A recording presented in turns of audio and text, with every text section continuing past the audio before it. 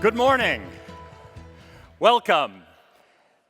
David Ben-Gurion once said, "All that has been accomplished in this country is the result of dreams made real by virtue of passion and vision and pioneering capacity." This next part of our program highlights some of the remarkable innovations that are born from that potent combination.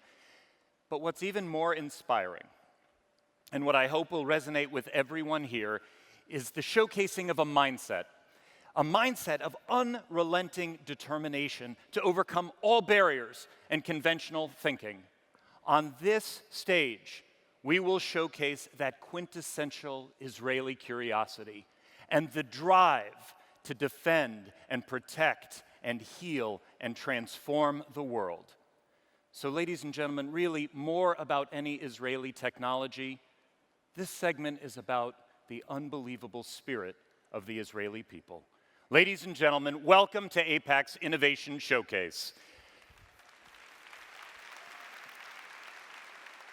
To discuss our first technology, please join me in welcoming to the stage Alan Dershowitz.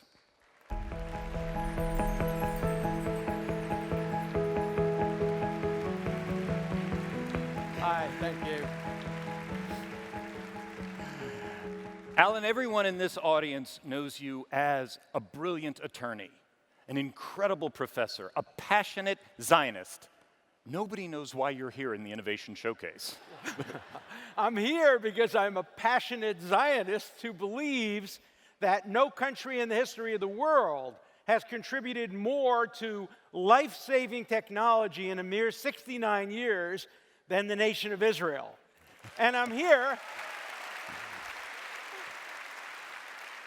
because I spend so much of my life fighting against BDS and delegitimation of Israel, and I believe that there is no weapon more powerful in the fight against BDS than for Israel to develop technologies that the world cannot live without. You cannot boycott products that you can't live without. And that's the end of our segment. Okay.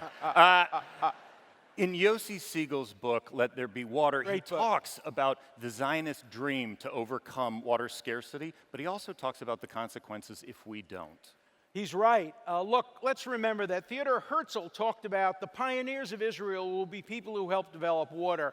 And Yitzhak Rabin originally didn't want to be a soldier. He wanted to be a water engineer. We have a crisis in the world today. 2/3 of the world has water scarcity. This can cause disruptions, instability, destabilization. 20 million people are at risk of not having enough water to live. This poses strategic challenges to the United States. And here at home, we have droughts in California. 7 of our 8 grain states are short of water. Israel can do something to help stop that crisis. Okay, so Alan, with that as our motivation, tell us about the technology. Well, first of all, what do you do if there's absolutely no water? If there's no salt water, if there's no dirty water, we can clean all of those. What if there's no water at all? What you do is what this great new innovation by WaterGen does, is you literally take drinkable water out of thin air. I would say nobody believes you and they don't know what you're talking about, and this sounds like science fiction. Well, that's what Israel does. It turns science fiction into life-saving reality. That's the story of Israel. Okay, so tell us what it does. Well, this is amazing. It's like an enormous air conditioner, but much more efficient and much less expensive. It pulls water out of the air. It purifies the water. It makes it smaller and cheaper. It uses a revolutionary plastic heat exchanger and a new purification method. And there are little tiny home units, and the home unit can produce between 15 or 20 liters a day of drinkable water at a fraction of what bottled water costs. And bottled water, of course, hurts the environment by using bottles. This doesn't use bottles. This is a win-win for everybody. So, Alan, in addition to that, I'm guessing you've thought, or the company's thought, about other ways to deploy this technology. Well, this is an amazing technology. It will help humanitarian disasters all over the world. Imagine if this technology were available in Haiti when they had their disaster. Or in New Orleans, right here at home.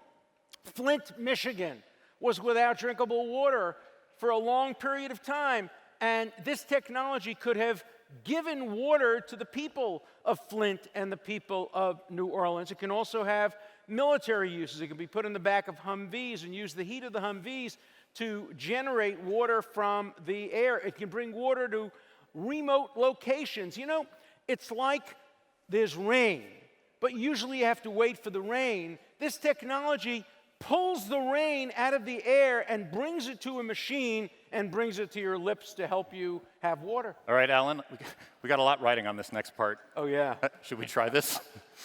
Ladies and gentlemen, this is water brought forth from the air in this room.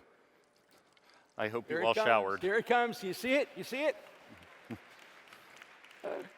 Okay. L'chaim. Time. Please let this work. It's delicious. It's really Ladies and good. gentlemen, what should not be surprising, it tastes like water.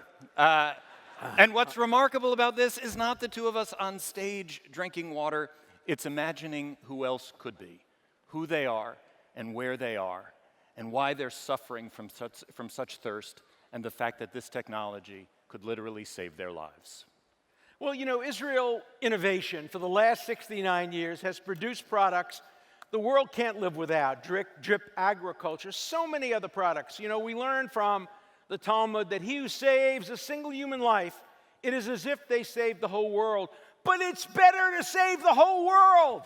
And Israel can do that through its water technology and this great innovation. I'm so proud to have brought it to your attention. Let's see Israel go forward for the next 69 years and save even more and more lives and become a light unto the nation. Ladies and gentlemen, Alan Dershowitz. Thank you. Thank you. Yes. Oh no, we're going right on. This next segment isn't about any particular device. In fact, it's not about technology at all. In fact, it sounds like the beginning of a joke. The graduate of the IDF's 8200 tech unit and an Israeli Arab entrepreneur from Nazareth walk into, except in this case, not a bar. In this case, possibly the future of Israel. You should know we initially loved this segment because it was about cooperation and it was about coexistence, but it turns out this story is about much, much more. This is a story about the need and the opportunity to keep Israel at the very forefront of innovation and, as a result, secure her future and the prosperity of her people. So, ladies and gentlemen, please join me in welcoming, from Hybrid Accelerator, Fadi, Swidan, and Eitan, Sella. Hi. Thank you very much. Fadi. Thank you. Eitan. Hi, Elliot. Good morning. All right, gentlemen, we're Russian. Tell us about what are we trying to solve here? So basically, we're keeping Israel on the map as the innovator it's known for. Everybody knows of Israel as startup nation, and as long as it is this way, it's relevant to the world, just like we just saw. But there's a risk it's not going to stay this way forever. Because today in Israel, the startup nation is sort of an all-boys club where only certain communities are part of. And we've built something. But in order to keep us ahead of the curve and keep Israel on the map, we have to find a solution to keep everyone involved. And my understanding is we've got to find a way to deepen and broaden the talent pool. Exactly. And Fadi, I'm guessing you have some thoughts about that. Yeah, because of that, the Ministry of Economy at the end confirmed the Hybrid Acceleration Program with the mission to transform and stimulate the Arab-Israeli economy by encouraging tech initiatives and startups. We name it hybrid because we are working in a hybrid model to be in Nazareth and Tel Aviv at the same time, and brand it like to any startup that have at least one Arab co-founder to make this engagement real and active. Okay, but there have to be barriers to this entry. Well, as you know, we have a lot of problems there, and, and that makes it much more complicated and challenging. We have barriers at the finance level, at the social level, and at the end there is the differences in the profile of the Arab entrepreneur and the Jewish one. And you mentioned the social? The social, it's that we have to change some of our prejudgments at the Arab community, like the failure stigma. The stigma, I'm sorry, the failure of stigma? Yeah, The stigma of failure. exactly. Both. Both. Yeah. Okay. And Eitan, other issues? So counterintuitively, our main target audience are actually not Arab entrepreneurs, it's actually the industry. So as we mentioned earlier, the startup nation is mostly centered in Tel Aviv. And I think this is a story a lot of countries face with the centralization of its growth engines. And basically, by doing outreach, we build exceptional entrepreneurs from all over Israel. And here's a message that we want to bring here. And I think this is the most important part of what we have to say here today. We're not doing anyone a favor except to the industry of Israel.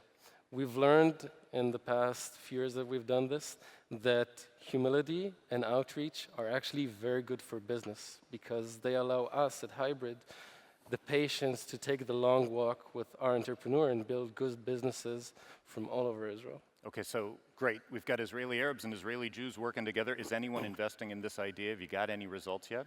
Yeah, till now we launched something like 70 startups. 70? Yeah, 30 of them already have grants from the chief scientist of Israel and investment from VCs and angels. Unbelievable. I'd be remiss if I didn't ask. Give us your best success story.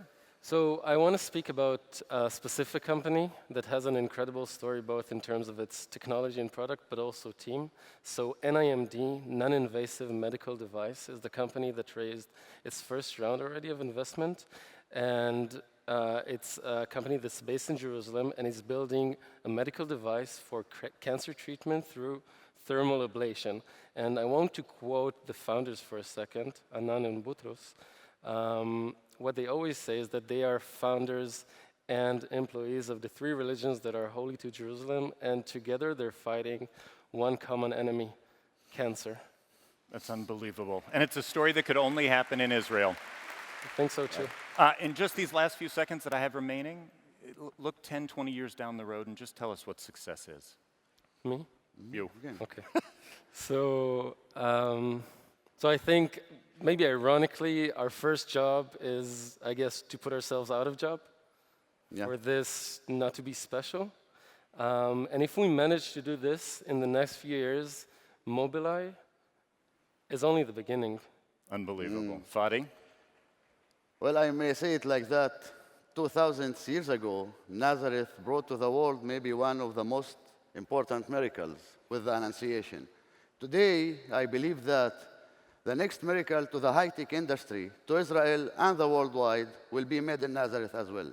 Ladies and gentlemen, Fadi Swidan and Eitan Sella. Thank you very much. Thank you. Our next innovation is an amazing technology made by one of Israel's top security technology experts, and it is keeping people safe in some of the largest venues in the world. Ladies and gentlemen, please welcome from Qylur Intelligent Systems, Lisa Dolev.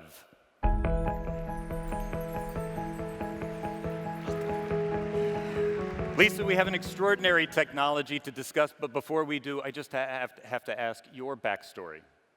Around the year 2000, I had been working with the Ministry of Defense after spending many years in the Air Force. And around that time, there were an enormous amount of terror attacks that were being prevented from coming into the country. Inevitably, about one or two of them would be getting through.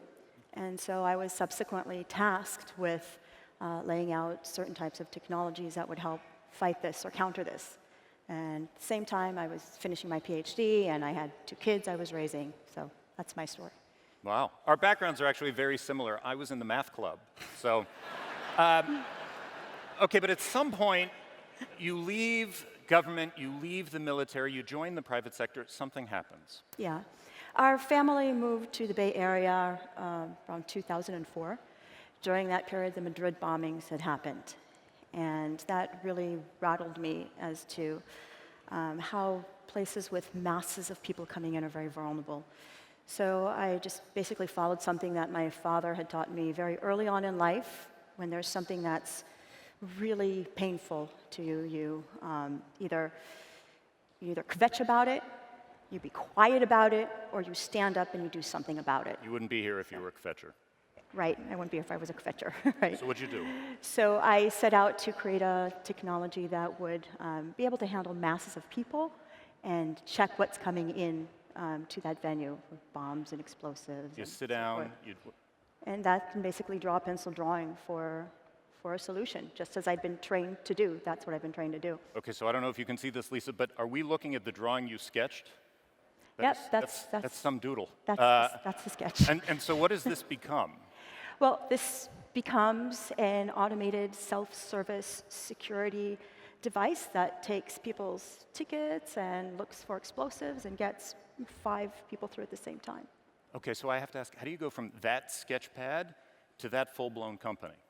Well, it was really never my intention to open a company. I had taken the drawings and the specifications and handed it over to one of my contacts in the US government. But it was just too much bureaucracy, red tape, so I just decided I'll do it myself. Okay, here's the freaky part. I want to go back to the technology. Tell us how this works. Okay, so this is, like I said, an automated self-service security system. People open a door, they place their bag inside, and it looks for explosives and guns and so forth, and other things that you shouldn't be bringing in. And it combines many different types of sensors. So imaging sensors, a cousin of what you might be familiar with in X-ray, or material distinguishing sensors, radiation sensors, and many others, and puts them together. Okay, but so, all right, so you've got more sensors and different sensors, but there's more to it than that. Absolutely. There's 2 really big main differentiators for this. The first one is that this is really an entire entry experience solution, which goes to treating our guests really very nicely. Because I know that's how we feel when we go to the airport. We feel like guests.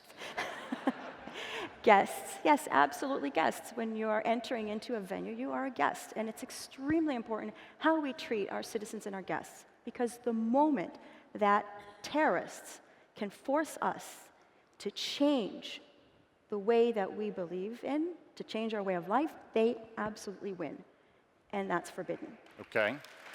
What's part 2? Part 2 is a technology, and this is a very cool aspect of it. It's how these machines basically evolve and become smarter based on information that they learn from each other. Okay, so I want to understand. You have network in Mumbai, and one in Manhattan, and one in London, and they are all talking to each other and learning from each other and evolving. Yes, so in essence what happens is that really every venue and every country is very specialized, although they have some commonalities. So for instance, we need to distinguish in India between pickles and problematic materials, or in the United States between peanut butter and explosive, or a liquid explosive and apple juice, or most recently, what's inside of a battery in a laptop. So these machines reach out and they ask who's similar to me in my content and in my problems. They combine their data, they learn from each other, they evolve their intelligence, and then send it back out. What's this called? Well, this is our social network of machines, and this is what we call our Kynet technology. Yes, I don't know if everyone heard you. You said Kynet, which sounds surprisingly like something else. I think it was called Skynet. I get that a lot, and it's not the Terminator Skynet. I can promise you and I assure you that this technology is for the benefit of mankind. Yeah, that's what they said in the movie too. Okay, Really? so just very quickly, uses beyond security? Yes, so in this evolving world of robotics and intelligent machines, this technology can be applied to any place that needs to make a smart decision. And that can be in agriculture, like fruit picking and fruit sorting machines, or gas and oil, fracking robots. You're being used where right now? So our current technology right now, most notably in the United States, is with Levi's Stadium, the San Francisco 49ers. Go Niners.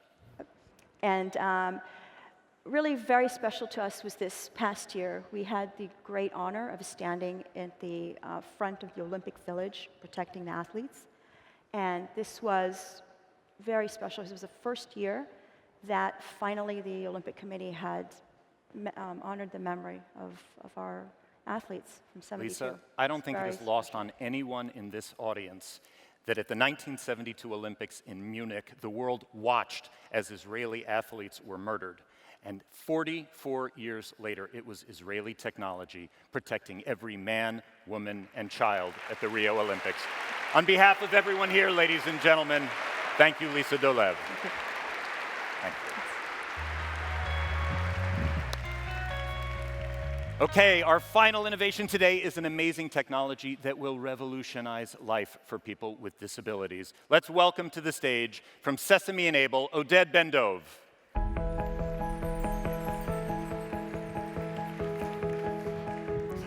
Welcome, Oded. Thank you. Let's jump right in. What's the Sesame phone? So Sesame is the world's first touch-free technology for smartphones and tablets. It enables control of the device for people who are paralyzed, who have no use of their hands. Our users can now reconnect with their loved ones, can go on Facebook and socialize, and we've even had children play Angry Birds and Candy Crush for the first time in their lives. Where's this idea come from? So my background is very technological. I went on TV, Israeli TV, to demonstrate a game we developed that was controlled using head gestures. And I got a phone call the very next day, and the guy said, "Hi, I can't use my hands or legs. Could you make me a smartphone I could use?" And who's this? This was Qylur Livne.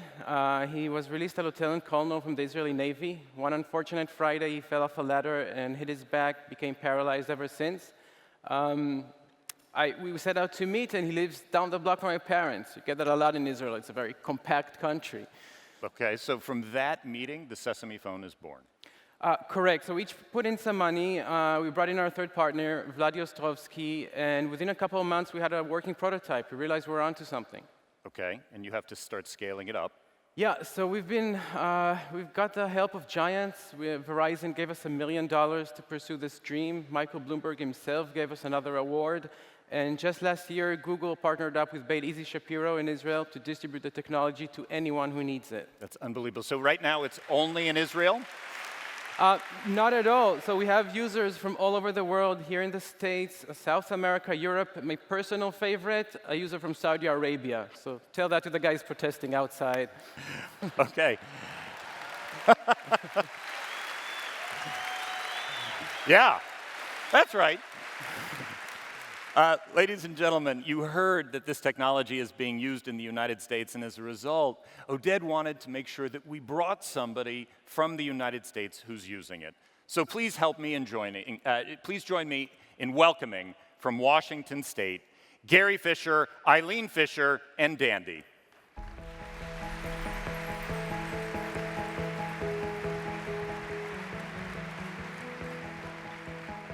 Fishers, welcome. Thank you. Gary, I want to just start with you. Just tell us, how long have you had the phone? How's it been going? I've had it for about a year, and it's been amazing. I'm now able to talk to my friends and family, which I wasn't able to before. Okay, so, and Eileen, I want to bring you into this as well. Just these last few years, tell us what it's been like. Well, it's been a change for Gary from being a full-time employed truck driver with a company for over 20 years and out in the public and very social. No, I'm not sure everyone could hear you just now. Will you say that again? Yeah, Gary was a truck driver for over 20 years, so was out in the public dealing with people on a daily basis. That'll take care of that. And over the past few years, his life's changed from that to losing the ability to work, losing the ability to drive, eventually losing everything from the neck down. So his world became very narrow. He had his dog, his chair, and his television all day while I was at work. Okay, so every day is in a chair in front of the TV. At some point, something happens, something changes. Right, we, by luck, found a paralysis support group, and they said paralysis is paralysis. It's not always just a spinal cord injury. So we started going and went to a spinal cord seminar where we saw a video about the Sesame Enable phone. We went home and we ordered one. Okay. Look, with that, show us all how it works. Yeah, so I'll let Gary demonstrate. I'll be explaining what he's doing. To open up the device in first place, you'll say Open Sesame. That's the magic keyword. Now we'll shut off his microphone so it won't interfere. Let's try it out. Open Sesame. Open Sesame. A little loud. Okay, It's probably the acoustic. Let's dive right in. So the camera opens up, searches for his face. This could be anyone. He doesn't know Gary up front. And once it locks onto his face, he has this mouse cursor that's following his head movements. Through his head movements, Gary can control the entire device, just like any other user. Okay, phone.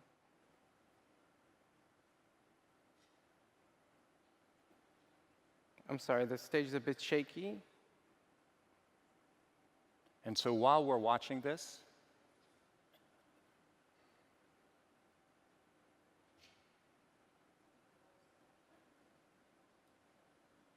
Gary might be a little nervous. There you go. there we go. We're all a bit nervous up here. So it could go on the phone, call his friends and family. They're all here, so if you can go back home.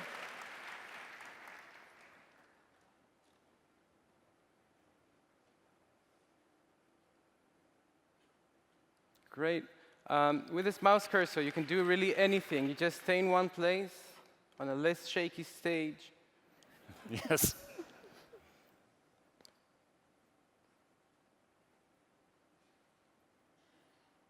There you go. You stay in place. You get a chance to select a tap or a swipe. You can access the entire device through this. Gary will open an email he got from his sister.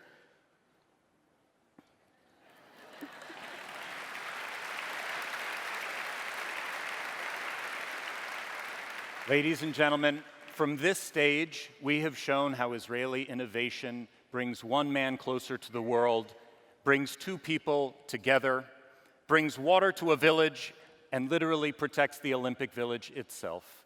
So for all this and more, what is needed more in this world is more Israeli innovation, more Israeli entrepreneurship. Ladies and gentlemen, thank you and enjoy the policy conference.